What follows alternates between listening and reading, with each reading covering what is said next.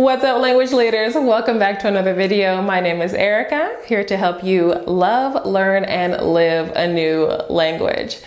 Today, guys, I'm giving it all up. I am walking you through the phases that I consider fundamental for language learning.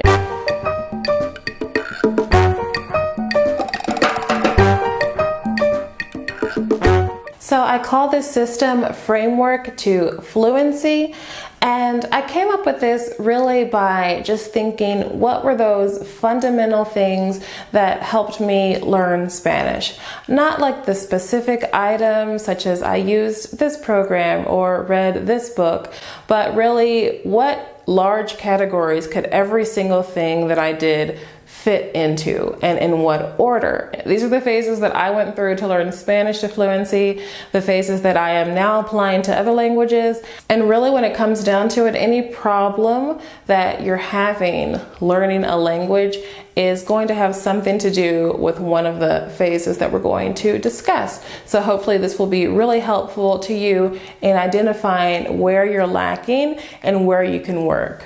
Now, before we get all up into this, make sure that you're subscribed and that you've smashed that notification bell, because we drop language learning or culture goodies every single week. All right, I'm excited. If you're excited, go ahead and give this video a like and we'll get into it. What we want to do is master a new language. That's the acronym that we're going to be using to help you remember the steps a little bit better. But we're going to be using the analogy of building a house. And like any good house, we have to start with a solid foundation. So what we're going to have to do is invert this acronym. Okay, so bear with me one moment.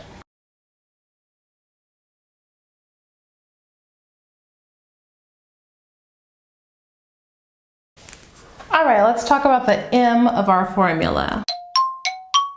All right, so there are a lot of things that fall under the category of mindset, of course, but we're going to discuss clarity. Before we even begin to learn a language, we have to have clarity on what? On our goals. Okay, so whenever we hear about successful goal setting, we always hear that acronym of SMART goals, and that's because it's really effective. So forget about setting a goal of fluency, okay? We need to be a lot more specific than that. Our goals also need to be measurable, achievable, realistic or relevant, and time-bound. This is the formula for a successful goal. It's okay to set big goals that are further out into the future, but in order to attain them, we need to set smaller ones as well. So what is an example of a SMART goal?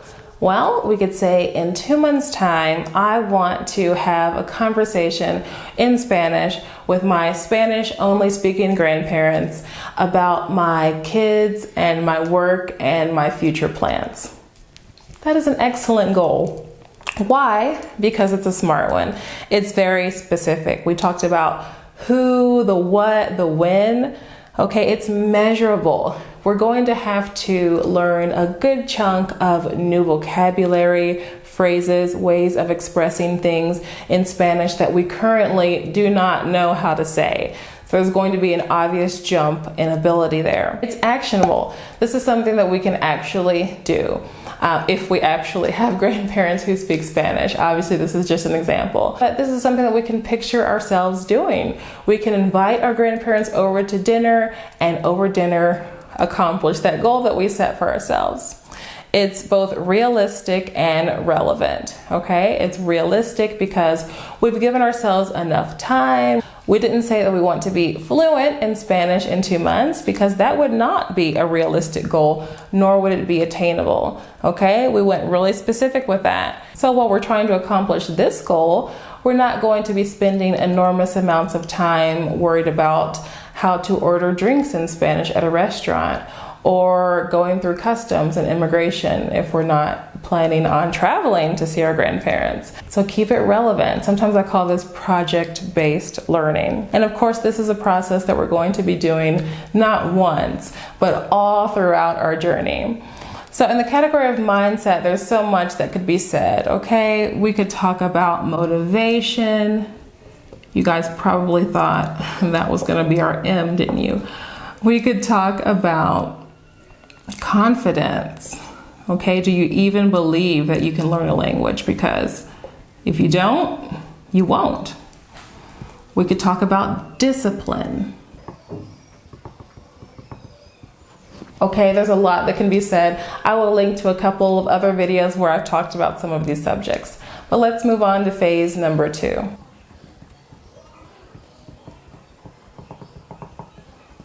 Now, a lot of people don't talk about accountability in language learning, but it is super important. Whenever we're learning something that we know is good to do, we know that it could have a dramatic positive influence on our life, but it's not essential for our everyday survival. We can put it off and put it off until years pass and all we've done is dabbled in the language and we can't really do much with it.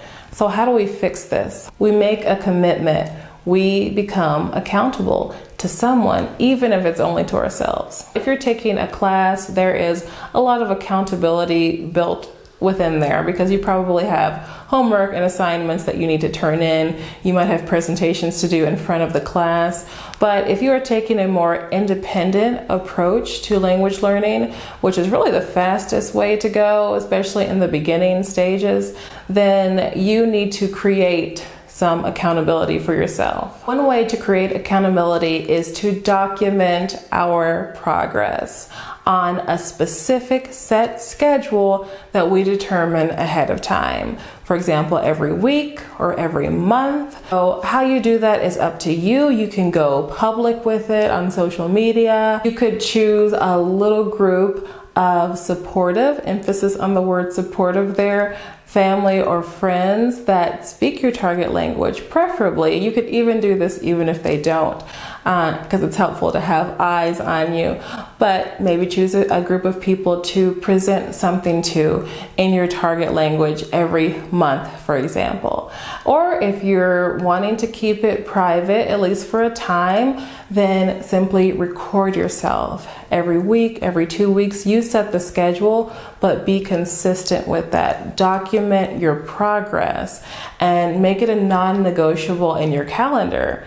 Have something to work towards. Again, we're going back to sort of the project-based learning there. This is not so much of a random speaking off the top of your head because you're probably not at that point yet if you're starting from the beginning. I teach a system called Prepare, Practice, Present. I speak a little bit about that in this video. But it's something where you're going to have to put some work into preparing a presentation. The process of preparation in itself and practicing is going to help you a lot with certain aspects of the language, and then the pressure from the presentation portion is going to help you with other aspects. All right, now we're to the S in our system, which is your study plan. Or you could even call this your system, whichever you prefer for that S. By the way, guys, as we go through these, please drop me a comment below to let me know kind of where you are within these phases. Is there one in particular that you feel like you can really work on? I would love to hear that in the comments. So now we actually start learning the language. It's funny, we've done so much preparation up to this point, and this doesn't have to take a long time, but it's something that we need to do first. We need to have these systems in place before we start studying the language. So isn't that interesting? Because most people, when they say, I want to learn German, they go straight to, well, what's the best app? Is there a book that you would recommend? Let me go find a tutor. We haven't even gotten to that yet, guys. So please trust the process and realize that most people that set out to learn a language to conversational fluency never make it. And this is one of the reasons why. They jump too quickly to the nitty-gritty before they've set up any kind of a foundation. So trust the process, guys. Most successful language learners don't just wing it. They have some sort of plan, some sort of system or routine that they enjoy following. Now, some are more strict, some are much more relaxed, but most successful language learners don't just try something new every single day and reach conversational fluency. It rarely happens. You need some sort of plan. It needs to be enjoyable. And as you progress with your language learning, your routine will change. So you have to be adaptable. It also needs to be personalized to your learning style. Are you more audio or visual learner? Okay, you've got to take all of those things into account when you are trying to determine, what would be a good plan to me? Another good question to ask is, how do I enjoy consuming information in my native language if I want to learn something new? Do I tend to go to YouTube to watch a video? Do I tend to purchase a course because I really like to do things systematically? Am I a big fan of audiobooks, podcasts? Whatever you like to do in your native language, you may like to do in your target language as well, so keep that in mind. Now, when you're just brainstorming ideas of what you want to include in your study plan, remember your accountability. So remember those presentations that you're going to want to be doing to document your progress, and include that within your study plan. Right now, something that I enjoy doing is getting on YouTube every month and documenting my French progress. So I've done a 3-month update video and a 4-month update video, although I don't believe the 4-month has come out yet on the channel. So that's an idea of something you can do. You don't have to do that. We already talked about ways to stay accountable, but just remember to work on that presentation, maybe a few minutes a day as part of your study plan. All right, so once you have an idea of some of the things that you may enjoy doing as part of your routine, now we get to the place where everyone starts, the tools. So our T is for tools. So here we're talking about, are you going to use an app? Are you going to use a book? What are you going to do to begin to learn the language? So there are so many language learning resources out there for most languages. Some people do struggle with the more rare languages to find resources. But as a general rule, your problem will be overwhelm. Where do I start? But since you didn't jump right to this stage, and first you got your mindset right, you got clear on your goals, you determined how you're going to stay accountable and motivated, you have an idea of how you like to study and what your learning style is, now you can search for tools in a more narrow pool. Thank goodness, okay? So if you determined while you were thinking about your study plan that you really hate textbooks, you can't stand the idea of sitting down and opening a book, you're not going to investigate textbooks as part of your research phase here. I suggest choosing 1 or 2 main resources to start with. Okay, 1 or 2. Keep it small. You can always add to them later. In fact, you will as you progress. But you want to just start with 1, maybe 2, if you're a person who likes to alternate resources as your main go-tos. Okay, that's going to help you actually progress. Also think about, are you going to use media as part of your learning? And if so, what type of media? Do you like series? Do you like YouTube? Okay, what resources are you going to be using beyond your main language learning tools to just simply immerse yourself further into the language? Now you're going to be adding to your list of resources, especially your more free resources such as the media, all the time. That's perfectly fine. I still do suggest keeping a list of things that you come across that are interesting YouTube channels in your target language, Netflix series, just so that you have somewhere to go when you come home and you're tired and you know you want to study your language, but you don't want to sit there and think about what you should do.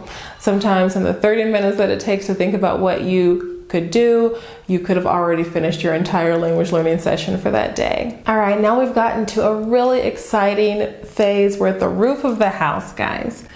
We are going to begin to have exchanges, okay? We're at the E of our master plan. So what are we talking about? Conversations of any type, whether that's a more formal language exchange, which is usually free, in which maybe half the time you spend helping that person learn English and then half the time they spend helping you learn the language, or you're talking with friends or family or your tutor or your teacher. Somehow you're having conversations with a real person. So this is not the first time that you've ever spoken the language. No, because remember, way back here in the accountability phase, you began to speak what you know. It doesn't matter how long your little presentations lasted, but you began to speak the language and untie your tongue. And of course, as you study, you're also working on your pronunciation, repeating, perhaps if you're using an audio lesson. So we're not speaking for the first time, but it may be the first time that you're actually having a back and forth conversation with somebody. So you've learned just enough to be able to have these exchanges. This is really exciting. How long does this take? It's going to depend on your goals, the time that you have, but there's no need for this to take years or even many months to get to this stage. So what you don't want to do is say, well, I'm going to learn the language myself here and then I'm going to go speak it.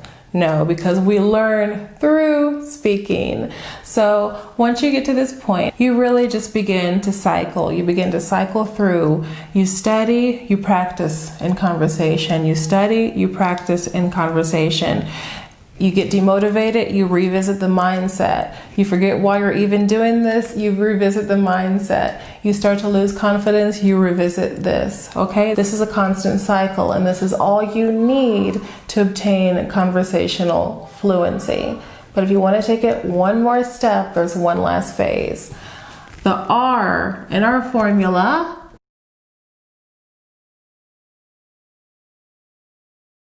I don't know if you can read that, but it says refinement, okay? So many people are content with simply getting to conversational fluency. They can pretty much express themselves within all of the subjects that they need to do so. They can understand what's being said to them. They feel good. There may be a little bit of struggle there sometimes. The grammar may not be perfect, but that's fine, okay? But for others, we really like to refine our languages. So you may want to do this just because you feel personally satisfied, making sure your grammar is on point, or you may want to work professionally with the language as a teacher, interpreter, translator, and the like. So in the refinement stage, you are studying the grammar. Now, is this the first time you've studied grammar? Well, no, because during all of these stages, you've been exposed to a lot of grammar, even subconsciously, and you've surely studied also a bit of grammar, some of the rules, you understand how to put sentences together. So you've studied grammar, but it's not been your focus. Now it is. So at this point, you're going to really be delving deep into the why behind why things are structured the way they are. You're going to have grammar books. You may be working with a professional teacher at this point. Isn't it interesting how the traditional school system usually starts right up here at the top with a lot of grammar? And isn't it interesting how very few people who actually learn a language say that they learn most of it from school? It doesn't happen. We need to reverse this process and become successful language learners. Whew, that was intense. If you guys stuck with me to the end, you are troopers, and I know you're going to be successful. So this is obviously just a 30,000 foot overview of this process. I could talk for hours over each one of these stages. What I want you to do is to go download right now a brand new guide that I've created for you entitled framework to fluency. You're going to get a diagram similar to this, as well as step-by-step information that we've discussed today and probably a few more points. So go download that right now. I will leave the link in the description box below. Laminate it, stick it on your refrigerator, make it your desktop wallpaper, put it in your office, whatever you need to do to review it. And whenever you're stuck in your language learning journey, review. Where is it? Where is it that you're getting stuck? All right, so I've got to know what you think about my formula. So let me know in the comments below. Like this video if you got any value out of it, and subscribe and hit the notification bell so that we can see each other again next week. Until next time, guys, don't forget to go out and live a new language today. Bye-bye. In 18 months' time, we want to... Hi. Hi.